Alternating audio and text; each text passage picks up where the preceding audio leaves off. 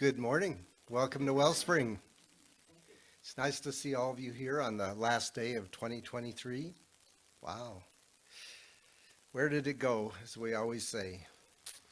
So first we have a few announcements. Early Birds meets every Sunday morning at 9:30 via Zoom.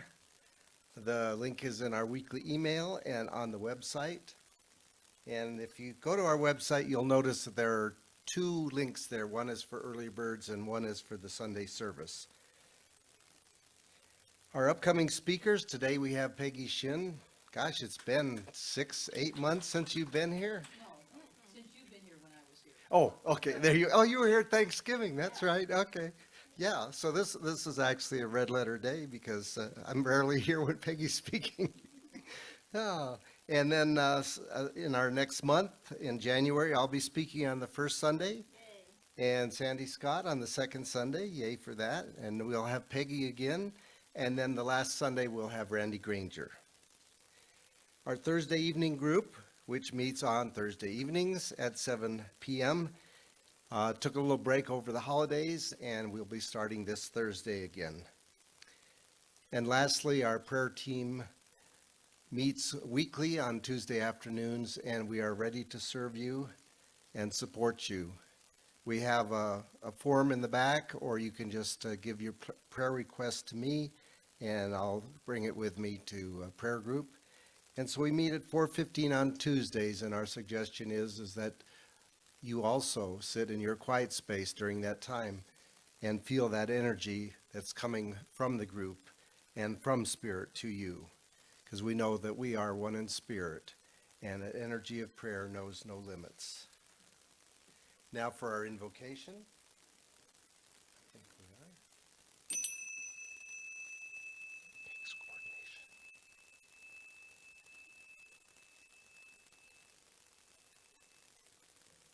coordination. So in this very room, we know that the presence is always. And as each of us have come here today with the intention of being part of this service, we also have added that part of our own divinity to this collective. And in doing so, it is multiplied throughout this service, throughout our community, and throughout the world. We know there is no spot where God is not. No matter what the outward appearance, Spirit, the divine, is there, operating for the highest good of everyone. So we give thanks for today, this service, and all those who are participating in it. We know that just the right music will be played and heard, and just the right words will be spoken that will touch each of us in a way that we are ready for. For that we give thanks, and so it is. So now please stand if you are able for our song of joy. And I think we have Danika to assist us with that, or is it Edwin? I'm not quite sure. All three. All right.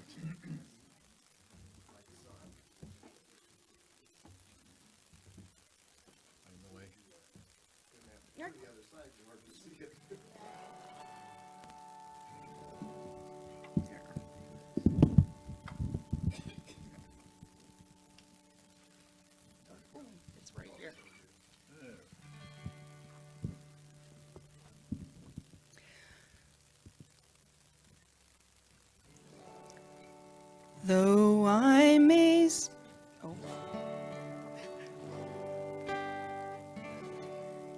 Though I may speak with bravest fire and have the gift to all inspire and have not love, my words are vain as sounding brass and hopeless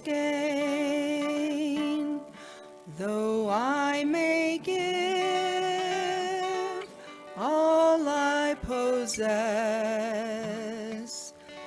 and striving so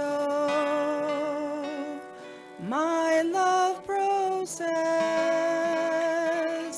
but not be given by love within. The prophets soon sound strangely thin. Come, Spirit, come, our hearts control, our spirits long to be made whole. Let inward love guide every deed. By this we worship and are freed.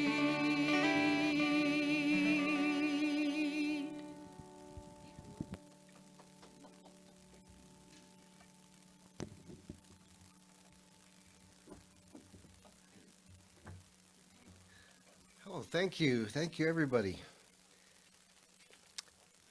Now we got to get our papers rearranged again. So please join me now for the reading of our vision, our mission, and affirmation. Our vision: to elevate spiritual consciousness in our world. Our mission: to support individuals' spiritual quests through celebration, study, counsel, loving fellowship, and service. And our affirmation: as we celebrate this season of light, I acknowledge and affirm that I am a unique expression of light in the world. I generously and gratefully share my light with the entire cosmos, and so it is. And now it is time for special music, and we have today, for this one, we have Danika.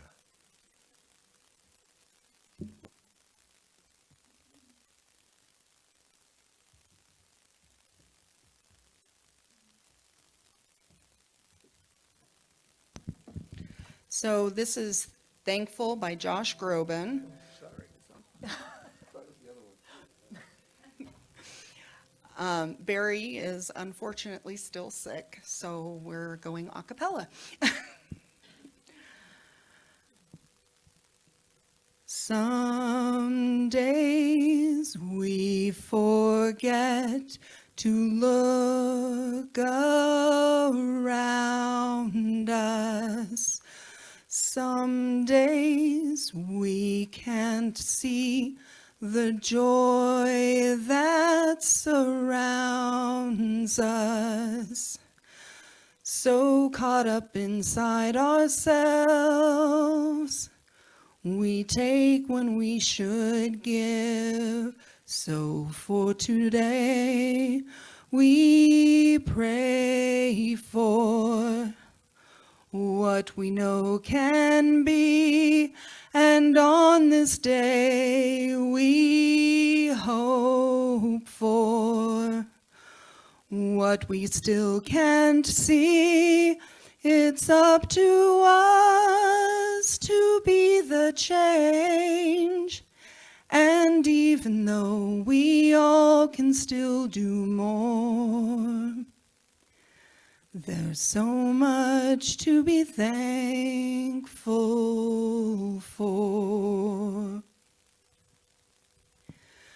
Look beyond ourselves.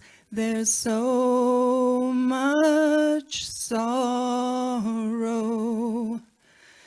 It's way too late to say, I'll cry tomorrow. Each of us must find ourselves.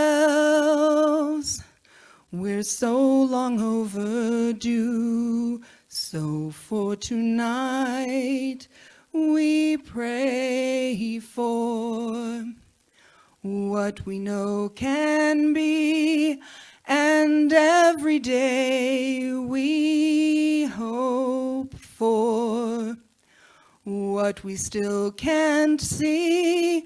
It's up to us to be the change. And even though we still can do more, there's so much to be thankful for. Even with our differences, there is a place we're all connected.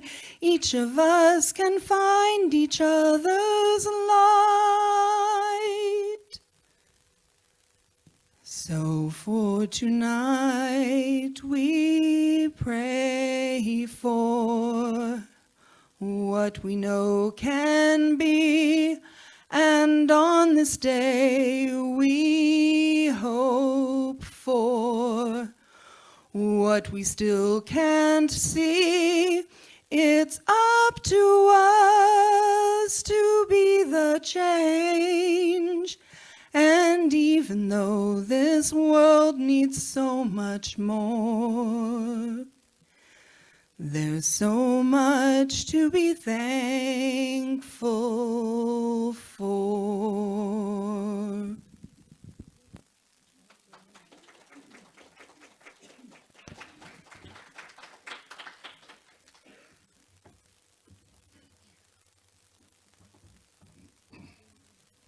Wow, thank you, Danika.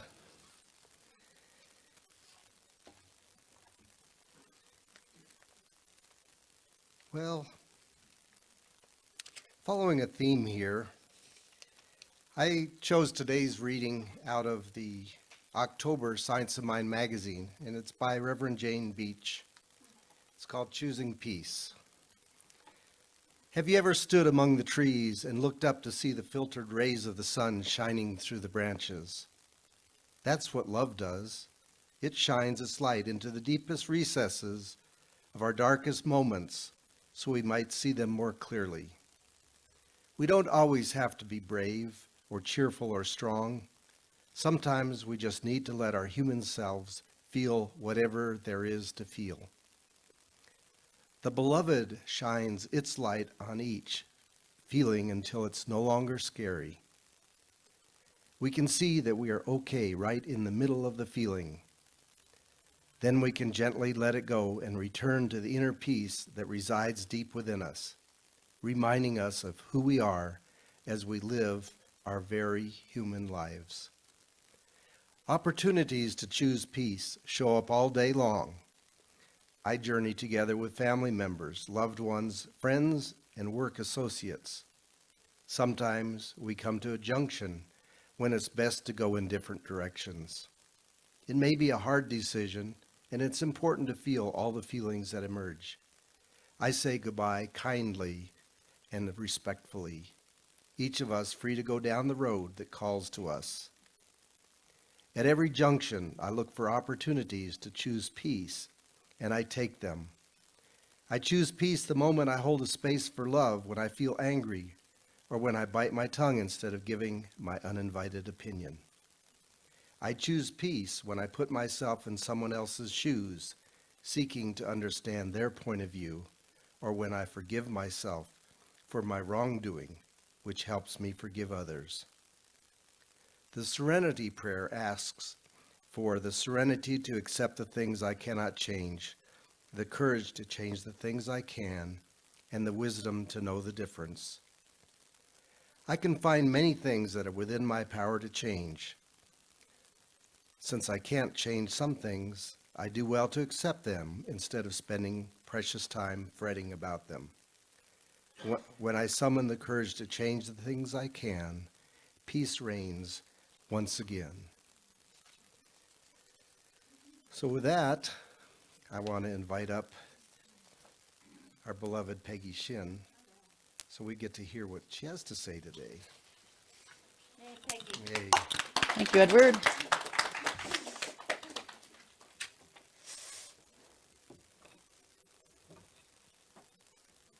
You're going to go down these steps this way, right? Yeah. Thank you.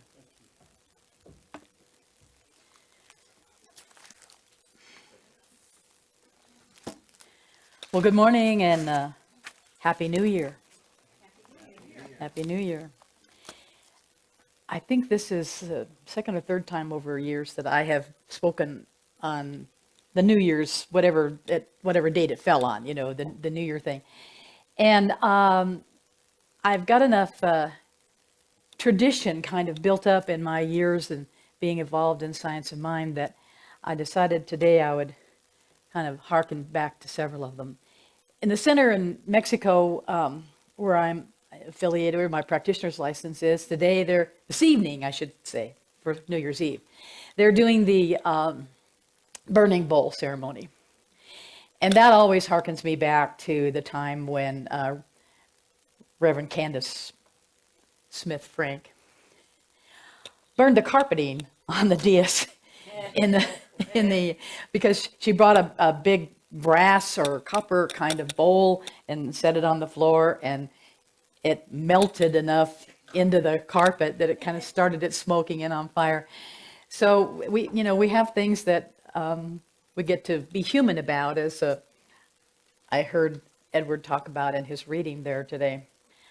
And another tradition that at least kind of used to be a tradition in Science of Mind centers for the first part of the year in January was to teach from the textbook, this guy here, the Science of Mind text, the first 4 chapters. And so I decided I would include something from that in my meeting with you here today too. And as I told Sandy earlier, I actually thought about wearing pink. I still brought the pink satchel that I was going to carry. But I ultimately decided in favor of black, which has often been my tradition for the new year. It's the color for rebirth. Or so I guess it's not a color. It is all the colors, right? Black is all the colors, and white reflects all the colors. So the white light is something we're gonna talk about today too. But we will have some touching on those various elements of the tradition. So the title of my talk today is Find the Solutions in Resolutions.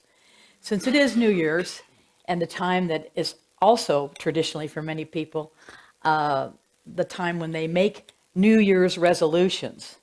I can remember my father always saying, the diet starts January 2nd. That was the perennial New Year's resolution. And in looking at the word, I see the RE in the beginning of it and realized it's like the same solution over and over again. Repeat, repeat, repeat, like the Groundhog Day kind of a thing, right? So I was looking at that and realized that, a lot of whining and complaining seems to happen in many people's families and lives. And I've just come back from a week with my family in Albuquerque. We're not complainers by the nature of things typically. But I recently had someone who was saying, there's just no end to the problems. No end to the problems. And I said, well, the good news is there's no end to the solutions. No end to the solutions. Because as we know from what Ernest Holmes teaches us, the solution lies within the problem. So for every problem, there's got to be at least one solution, right? So I was looking at this word here of resolutions and wanted to invite you to kind of, I'm kind of a word nerd. And to find that and see that, I don't have a board to put it up on, but the RE, if you take it away from resolutions, the word is solutions. And the RE, if you take it away from the word resolve, which is what we're doing when we make these resolutions or these intentions, is we resolve, we're committing, we're going to have an intention to do this thing. The word that's left after you take the RE away is solve. So the solutions and the solving of the problems is what I invite us to consider more than resolutions or resolve.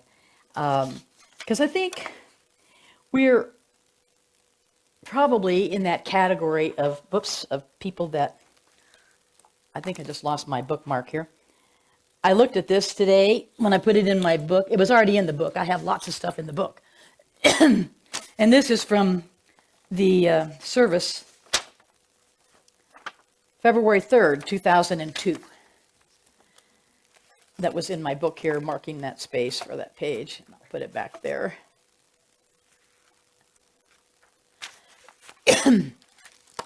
I don't know why I kept it. It was Love of Art Month, and it might have been for that. I don't think they do Love of Art Month here anymore that I've heard of, but I'm not always around when it happens. But the reason I was hearing these research things on the radio news on NPR about surveys that have been done, people who make New Year's resolutions, that more than half of them are out of the picture by the first 3 weeks after the first of the year. Then the people who were polled, about 60+% of them had kind of given up after the first 2 months. And at the end of the 3 months of the first quarter of any, whatever the year they were taking the poll at any rate, 80+% were history. And I got to thinking about that after I saw it, and I thought, so for years, I haven't made New Year's resolutions. Excuse me, except to try to get rid of my COVID cough hangover. But Sandy Scott taught me something a number of years ago. I want to acknowledge her. She's in the room today, and I acknowledge her even when she isn't in the room. But to pick a word or a phrase or something and make that the mantra, make that the consciousness for the year. So what I had chosen for this year actually is kind of about consciousness, because I want to be more conscious, and I particularly want to be more conscious of my actions and my beliefs, and to be more conscious of my unconscious. Ernest Holmes, somewhere in the text, I have no idea where it is, and I haven't bothered to look it up in my, I started to say thesaurus, in my, what is the word, concordance. He said that we don't need willpower. It's not about willpower to make the changes that we wish to make. It is about discovering how to bring the unconscious, the subconscious, hidden stuff to the conscious level so we can work on it to heal it. And in the song that she sang about, we have to be the change that we wish to see, and in the meanwhile being thankful.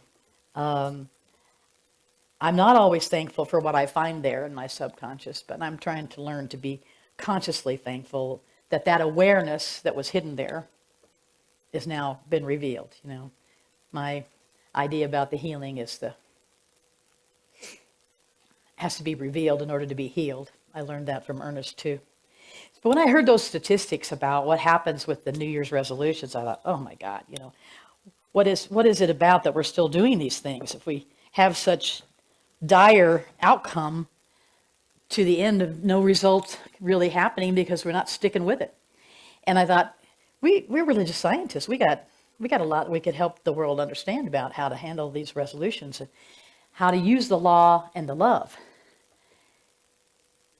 And I wanted to include in here a little bit about what Ernest has to say about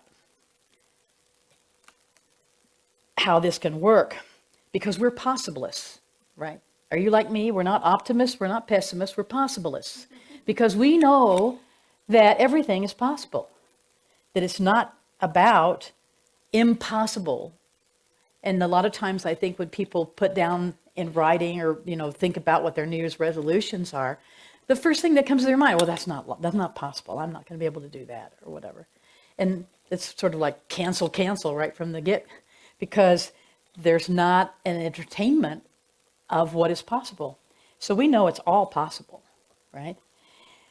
So what Ernest has to say here in this how to use it, that's one of the first 4 chapters of the textbook, is infinite and immutable as the law is, ever present and available as it must be, the potential possibility of all human possibility, it must flow through us in order to manifest for us. So we're going to talk about the manifestation of these solutions that come from the resolutions. And then, we just finished celebrating the nominal birthday of this great teacher we call Jesus, who taught us about possibilities and manifesting through the people who wrote the New Testament. At any rate, if you read the Red Letter Bible, that Jesus said, if you can believe, all things are possible to him who believes. We know something too about how to create or how to erase a belief in science of mind. So we can look at how we might be able to use that.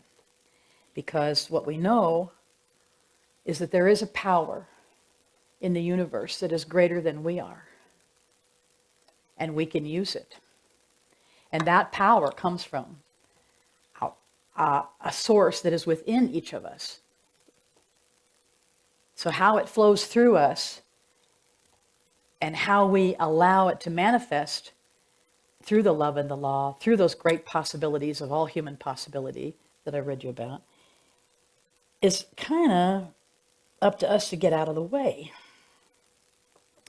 But it's not only about dreaming and what is possible, but it's about, because we know that everything is possible, it's about us individually in that sort of fractionalized personification of spirit and the divine that we are, to decide what it is we want to target when we want to manifest something, to be that change.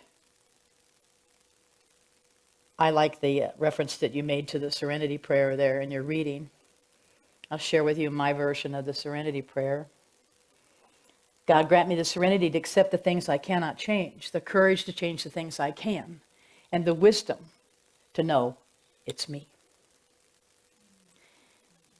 Because I am the only change I can be, and I am only able to change me if that, even with all of the benefits of our teachings and the principles and the science of mind and the understandings of all of these things, that human part that comes in that Edward read to us about kind of gets in the way every now and then.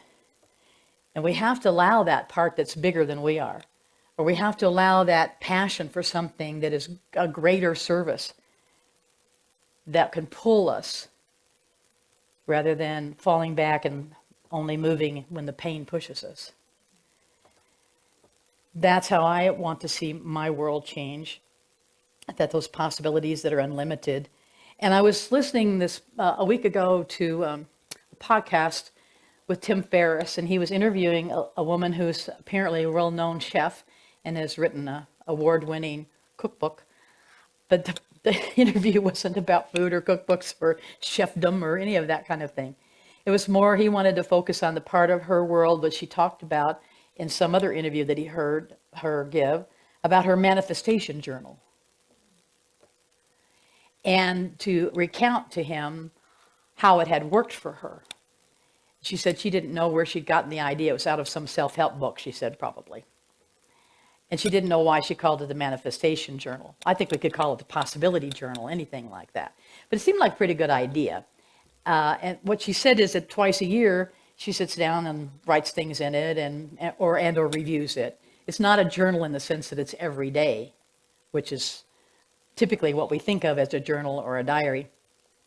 But what she does is she allows herself to think about what the biggest, most impossible kind of ideas that might befall her or that she might create and manifest, and not allow herself to edit it out because it's not possible, or because it'd be too hard, or because it'd take too much work, that she doesn't allow herself to edit anything out. She said one of her journal entries, she saw that she had written down on the bottom of the page in little tiny letters that she wanted the MacArthur Genius Grant, which I think she's gotten by now from what they were talking about.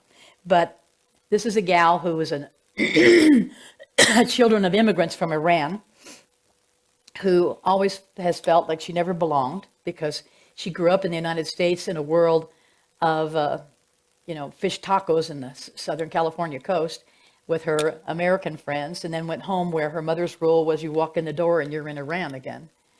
And so she said she never felt 100% like she belonged in either world. I don't think she's any different just being an immigrant than the rest of us are. Most of us don't feel like we belong in certain worlds, or maybe in any world. There are people who I've talked to that think they don't belong on the planet even, But she managed to achieve a great number of things. And what she did was kind of interesting. She worked her way into getting a job as a buswoman at Chez Panisse in Berkeley, where she was going to school. And that's what got her interested in food. but just the way that she manifested these things, easily, lovingly, and gently, pretty much is the way we would put it, have brought her to world renown in a matter of 15 years, 20 years or something like that.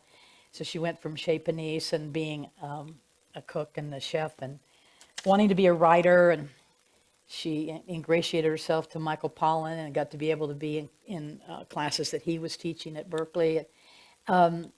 Learned to meet a lot of famous people that came to the restaurant, and she worked through these things and manifested the life that she has today. But she said she only looked at her journal a couple times a year. But in the meanwhile, and this is where I think the real secret sauce is, if you can pardon my food analogy here for her, that she would have lists that she had posted all around wherever her physical space was, so she'd have to see them. Lists of things she wanted to accomplish, projects that she wanted to do, people that she wanted to meet, experiences that she wanted to have. And that these would be like, the drill into her brain every day, like some people maybe would use a vision board or whatever, where she would see something and it would activate a sort of a visualization in her, she said, of her like meeting Michael Pollan, because he was a real hero of hers because of his writing and because of his advocacy, and because he also, touched on some things related to food for the planet, stuff like that. But she would just begin to visualize herself in those scenarios. And this is, I'm sure, partly how it became to be created. The interviewer asked her, do you think that you planted a seed in your subconscious that somehow or another activated these things? And I'm like, well, duh, But she said, yeah, I think that's probably a good way to describe it, And she talked quite a bit in her interview too about her meditation practice. So I'm pretty sure that was a piece of what she was working with as well to create some of those experiences that she had. But to me, her idea of having the lists and the words and the people's names and whatever, scattered all around her physical space, these are the things that I would suggest to you that if we were following her pattern and her protocol, this would be the daily prayer requests. So if you had a manifestation journal and you had written things in it and you weren't afraid to write the big things in there, she says, and I think she's right, that anything that you feel would be an embarrassment to you to share with someone else that you were dreaming of, you're probably almost getting to be to the big enough idea because of the way we're sort of self-conscious about being, saying, well, I'm going to be president of the United States or whatever, that we hold ourselves back from saying that to anybody, and we hold ourselves back from even thinking about it or saying it to ourselves. So she said, write those things in your journal anyway. But the individual aspects of the components that she would be drilling into her subconscious each day, to me, those are our prayer requests, where we take the word realization or affirmation within our treatment, the 5 steps of treatment. So the third step is that step of affirmation or confirmation or realization, that we declare this is so. It is already here. We're just kind of, as Sandy would say, sniffing around to see where it's going to be manifested, where it's going to be showing up in form at that point. And if we were to use that concept of treatment and work with the things that were in our individual daily space to work towards those manifestation levels, I don't know how we could lose, except by not doing the practice. It all seems to fall back to that, doesn't it? Practice, practice, practice, practice, practice. I see other musicians in the hall here today, and the ones that are on the platform. You wouldn't have got there without the practice. And that's the discipline that I lack in my world, maybe some of you too, that I've always admired Sandy about her discipline, that what she does every day with her spiritual practices is awesome and shows up in life lived in a way that the practice is how we open the door to allow this to flow through us. So what I read earlier from the text is about it only happens to us because it happens through us. So the people are out there that are the victims that life is happening to don't seem to quite grasp the reality of the fact that it happens through them.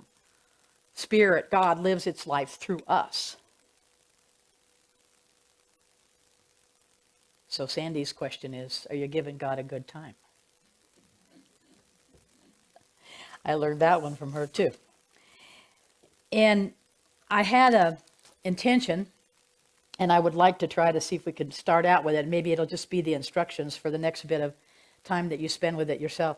But I also mentioned the burning bowl kind of thing a little while ago, and now we get back to this idea of how it happens through us. Well, it doesn't happen through us as well as it might unless we sort of like, light the runway, clear the deck, get ourselves out of the way, open up to something different, something new, a new solution, a re-solution in a different, that looks differently, so that we could kind of, out with the old, in with the new sort of a thing is what the burning bowl is about. So I brought these candles that I was going to ask Sandy to help pass around. I had only had 12 of them because I never got to what she calls the Shrine of St. Michael, which is actually Hobby Lobby for us here today. We don't have Michael's store anymore.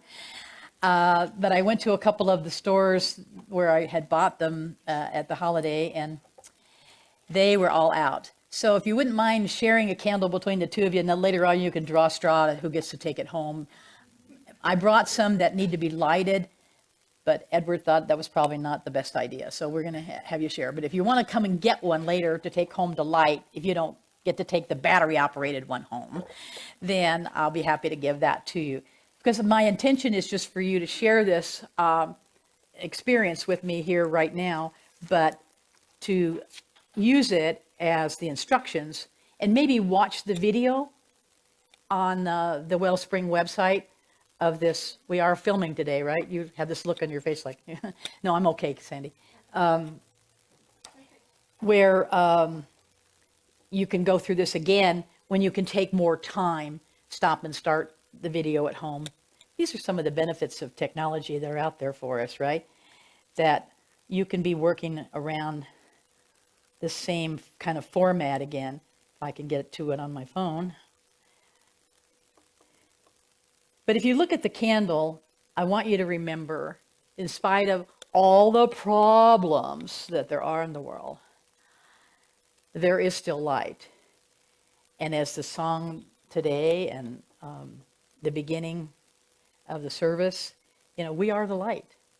So take in this light where you see it and focus on that flame and recognize that we have a little bit of opening up to do to allow Spirit to work through us more, better, greater, larger, any of those multipliers that we want to take in. Because that belief that we're wanting to build in the possibility of how it can be, that comes from what Ernest says in here is the impulse of creative belief, that it works for us by flowing through us. The law we did not create and we cannot change, but we can use it correctly if we understand it. So it's about how to change our thinking to change our lives. It always comes back to that. And the thinking, as Esther Hicks taught me, that's done chronically, in other words, chronic thinking the same thought over and over again, is what actually formalizes into a belief. So we want to figure out maybe how we might look at some of our beliefs and visualize what we really want. Even if we don't share it with other people because we're embarrassed about it, we can live our own little secret life of Walter Mitty, right? While we're integrating these beliefs. So work on the daily thoughts that when chronically thought become belief. And belief that integrates and then normalizes your big idea into something that's manageable and familiar. And then you're living in that law, and then you're able to naturally see it attracted to you, whatever that outcome, whatever that target was that you wanted to have. So this exercise is just to eliminate in order to emanate. That's what I call it. So that our light can shine more. And So what I want you to consider about the past year in review, to get clear and allow more of that flow, is to look at what I call the good, bad, and the ugly of the past year. So the good's what happened that you're proud of. What obstacles did you overcome? And I'm not going to give you time to think about all of this at the moment, but if you watch the video and go back through it, you can take more time and even write things in your journal or whatever. And when you consider what was good, what was overcome, ask yourself what's the most important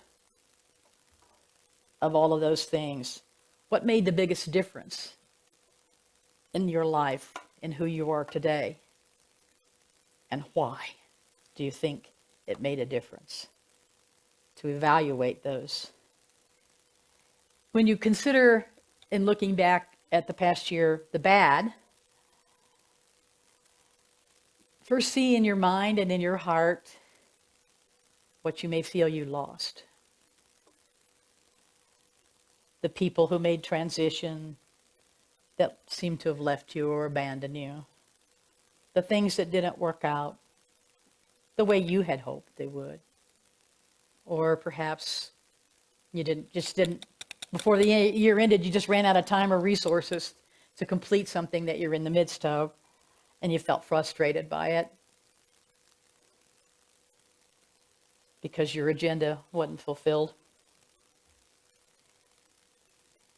And then after you call those things up, take an extra minute or two to look at your awareness of what happened, of what the results were, what came after this bad thing. And see if you can find what you're grateful for, or as Danika's song says, thankful for. There's still more to be thankful for. That perhaps may have had its seeds in what you thought was not so good. What lessons were learned. Maybe something was a game changer. You know, those significant changes that happen in our lives that seem to be external, like somebody died that we were close to. There's some hole left in our life, perhaps, that we feel. Those are game changers. I was talking to John Waterhouse yesterday morning, whose long-term wife and co-minister partner died this last year. He's learning, you know, how do you live without the person you couldn't live without? Those are things that present themselves to us and they flow through us. It happens through us, not just to us. And then sort of the ugly parts are the upsets, the anger, the resentments that maybe you're still harboring.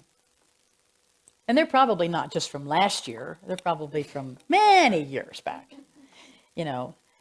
And then the questions to inquire of yourself about that are, so what am I hanging on to? What emotional baggage am I carrying around? I remember Sandy one time gave a talk about how you could, instead of just doing all the therapy and all the individual, you know, work, just put it all in a plastic garbage bag and throw it back over your shoulder. Is there anybody that maybe you need to forgive, or that you could benefit from letting go of and freeing yourself from that absence of forgiveness, that lack of forgiveness? And this includes you. What are you needing to forgive yourself for? If you're like me, you know, I'm my own worst critic. Almost anything is an excuse to get the whip out, you know, just beat up on myself. And I think that's part of my desire this year, to be more conscious of my unconscious, to be more in the moment, to recognize that those are the things that are buried more deeply, that are really looking to be revealed. Because your next future is created just right now, in this moment, today. Every day whatever's going on, whatever decisions you're making, whatever beliefs you're holding, whatever resentments you're harboring, all of that is still just adding to what your tomorrow is going to be. And the next day and the next day and the next. So that's your future for the 2024 if it's just repeat and rinse and repeat. So after you do this little bit of the review of the good, bad, and the ugly, the next thing is to get a little bit more conscious about what you really want and what that awareness is of what you're opening up to. Because all of this other was mostly just releasing the past, releasing what you're hanging on to, releasing the people that you're unhappy with, releasing the criticisms of yourself, releasing. But it's now time to step back a bit after looking at that and then step forward and take advantage of these principles of science of mind, knowing that the love and the law is on your side, that God's got your back, and you're able to step out in that faith, in that renewal of belief that everything is possible. So anything is possible. And you can be the co-creator of that anything in your life this next year. So be more conscious of that connection to spirit and allowing that flow to come through you so that your intuition, your creative belief that Ernest mentioned in this part that I just read to you, can come forth.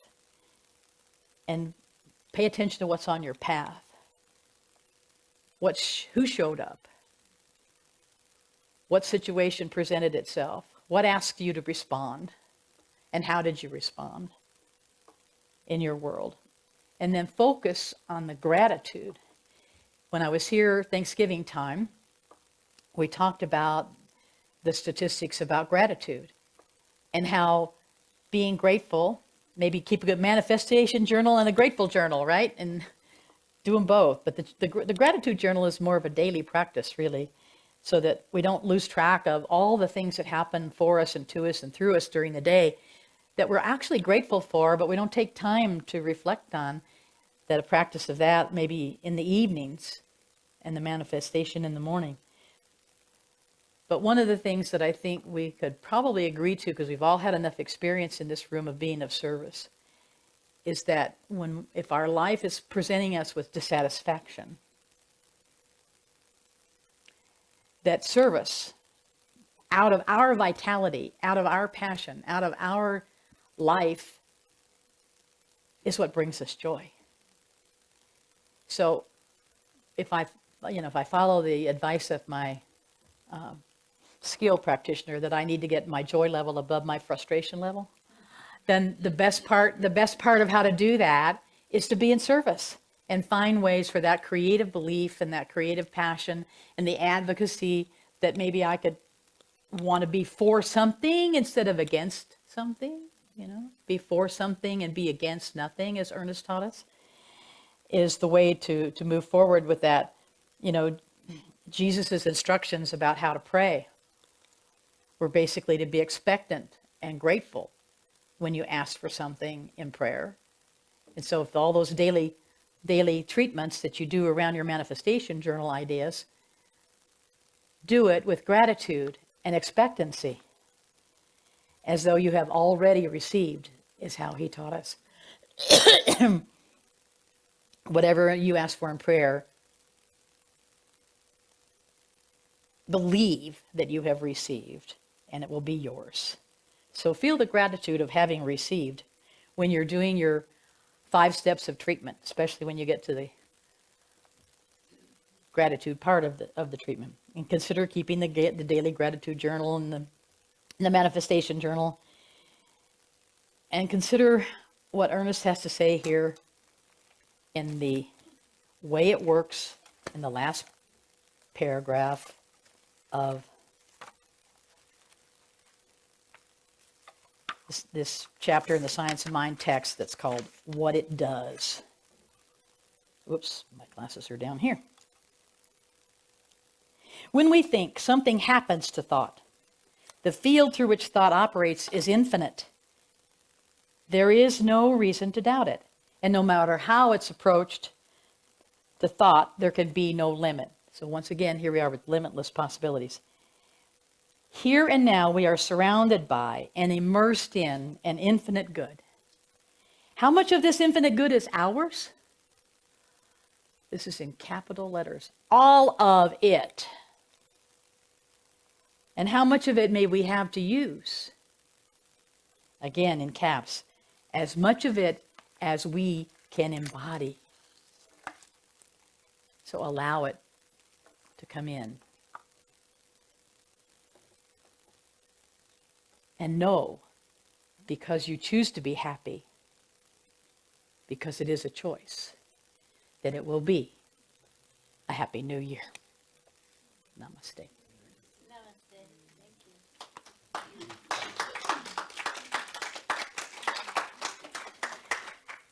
So now we do some of that treatment that we talk about and allow ourselves to just sink in to the holy space that we're in here, knowing that wherever each of us is, we are on holy ground. And as long as we hold that awareness and that memory of the divine within us, as us, for us, and through us, we can embody as much of it as we choose. So we just know that there is this one mind, this one law, this one love, this one humanity, this one community, this oneness. That mind is the mind of God in our mind now. And we allow it to guide us, to guard us, to protect us, to flow through us, and emanate from us. And the light that is the light of the season, the light that is the light of God, the light that is the light within each of us, the light that we are to each other. I am your light, you are my light. And in that oneness, we hold the faith, the belief, the understanding, the awareness, the consciousness that directs us through our own intuition, our own receptor of spirit as it comes in through us. As we move more out of the way, relinquishing, releasing,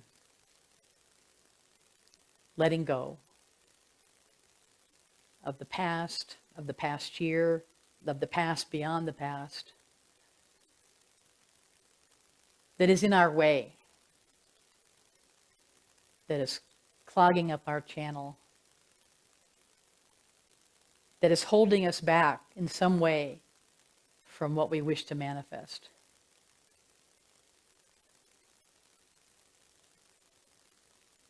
And out of that subconscious withhold, we find a way that that problem reveals its solution.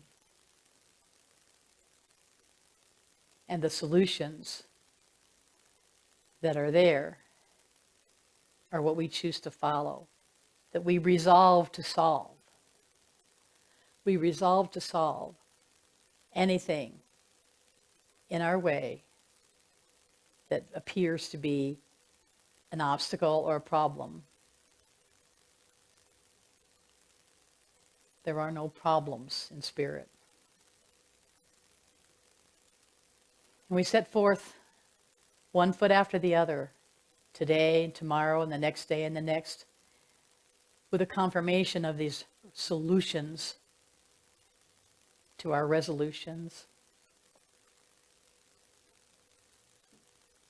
Looking at our individual lives, how they integrate with others, how we can serve, and how we can deserve all that is ours, all that can be manifested, all that can be resolved or dissolved is ours. For the accepting, not for the taking, but for the receiving and the accepting of it. And with great gratitude and appreciation, we just simply say thanks, knowing that whatever is ours isn't ours. It came through and from Spirit as us.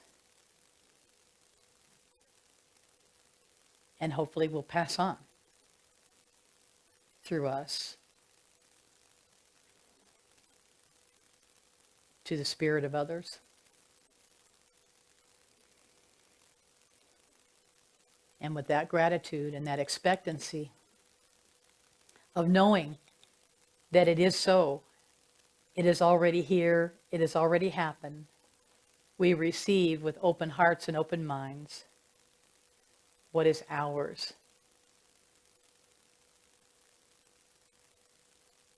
And we release attachment or longing or belonging to any of it, or it belonging to us. And we just allow these words and the Spirit behind them to be in the ethers and let God do the work. And so it is. Amen. You have music now? I didn't know what to introduce next. Thank you. Gosh, they're quiet.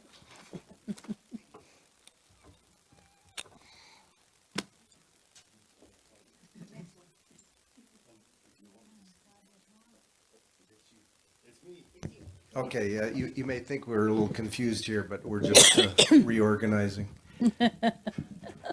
So we have actually two special musics. The first one is going to be done by Doug, and then the second one is going to be done by a number of folks, Oh, including great. yourselves. Oh, So- wonderful. So, Edwin, before we start, could you go ahead and take care of Peggy's microphone, please?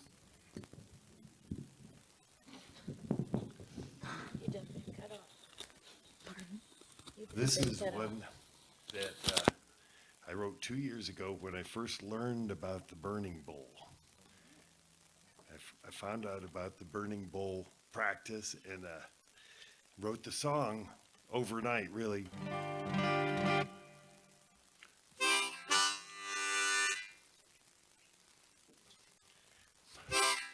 And it's called Burning Bowl.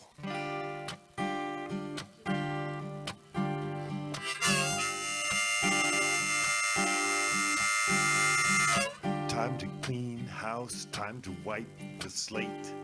Get rid of old baggage and old dead weight. Stop worrying about the world that might have been. Shake off the dust and let the light shine in. Little voices in my head always putting me down. They're heading for the fire, getting run out of town. I won't wait for them to dwindle. I won't wait for them to taper. Gonna write it all down on a little piece of paper and throw it in the burning bowl. Throw it in the burning bowl. Anything that is gonna lift my soul, I throw it in the burning bowl. Fear of the future, obsession with the past. All night rambles through the looking glass. Wasting time with people who don't wish me well. Weaving my own cage, I'm gonna set myself free.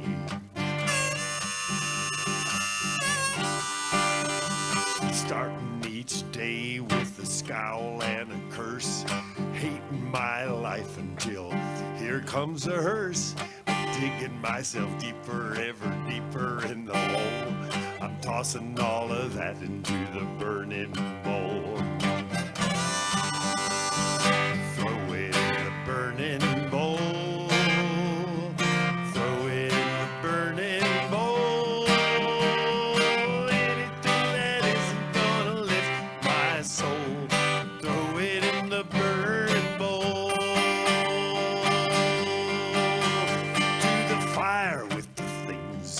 make my heart harden. Give me peace, give me love, and I'll put them in the garden with the earth and the breeze and the rain and the sun. I remember all my blessings and I count them every one.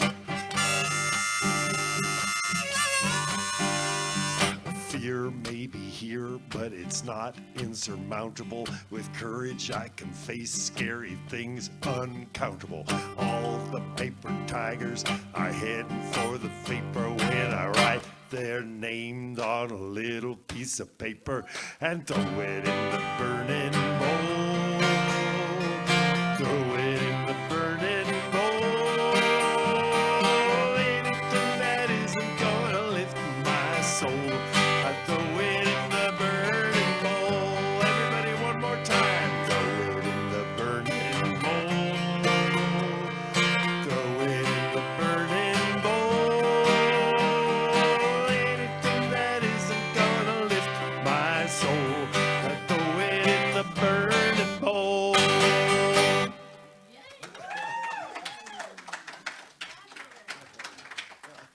Thank you. I just did a little video of that. I recorded it, and so you can find it on YouTube. Burning Bowl, Doug Adams. With his, yeah. What? Aha. That's right. So this song, I'm sure everyone knows it. Usually it's sung around Christmas or Yuletide. So wassail is used as a toast, similar to good health. It's also a hot mulled cider wine or ale that was traditionally an integral part of wassailing. It's an ancient English tradition involving door-to-door charity and giving blessings for the new year. So, please sing along. Here we come a-wassailing among the leaves so green. Here we come a-wandering so fair to be seen. Love and joy come to you, and to you your wassail too. And God bless you and send you a happy new year.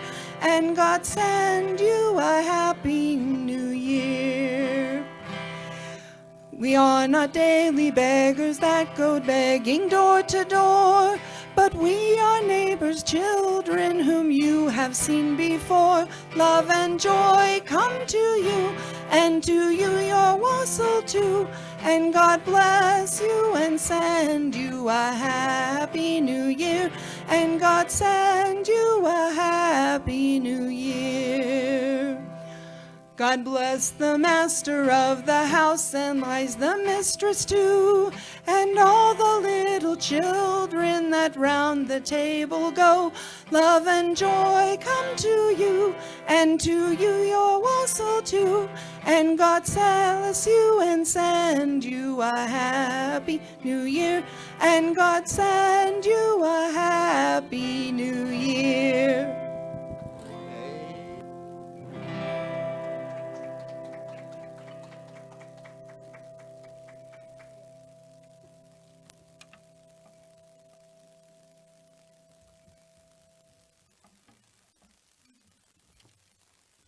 So now's it's time for our offering, and Sharon will bring the basket up.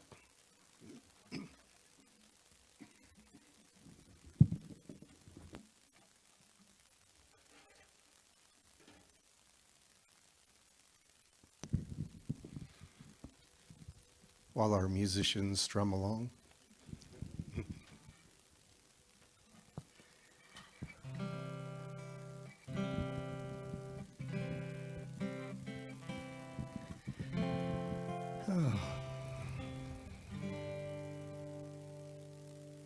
So we give great thanks for these offerings that have been given here in person, and those that we receive online in the form of PayPal or what have you, and also in the mail, because we know that these offerings are just a part of what keeps this church, this building, the facility, and keeps our speakers here.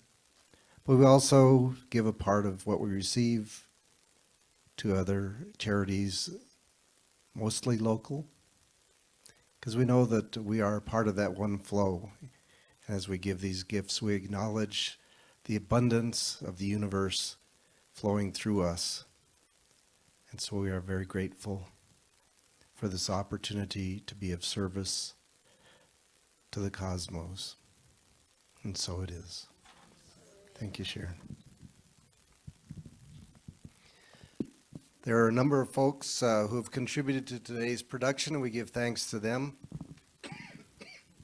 We have a plethora of musicians. It's wonderful, an abundance. We also have a few musicians in the audience that we are very happy to see their faces again today. Yeah, we had some beautiful music from them last Sunday. It was quite nice, yeah. So we thank you for joining us today in Zoom land and here in the sanctuary. And we'll leave the Zoom meeting open for a little while after the service. So if you want to visit or give us a shout out, and the rest of us will be congregating in the social hall for some coffee and some Rice Krispie treats.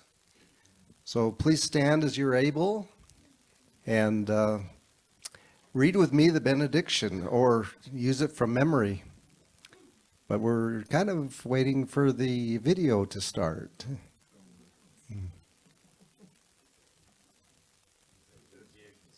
Come a little closer, I think. No, AV mute. Oh, you can bring it up here. Anybody want a candle to take home? See me afterwards? All right. In case you didn't know this one. Spirit in the midst of us is mighty. Joy, peace, and eternal life are our true nature and flow through us into the world. And so it is. And now for our peace song.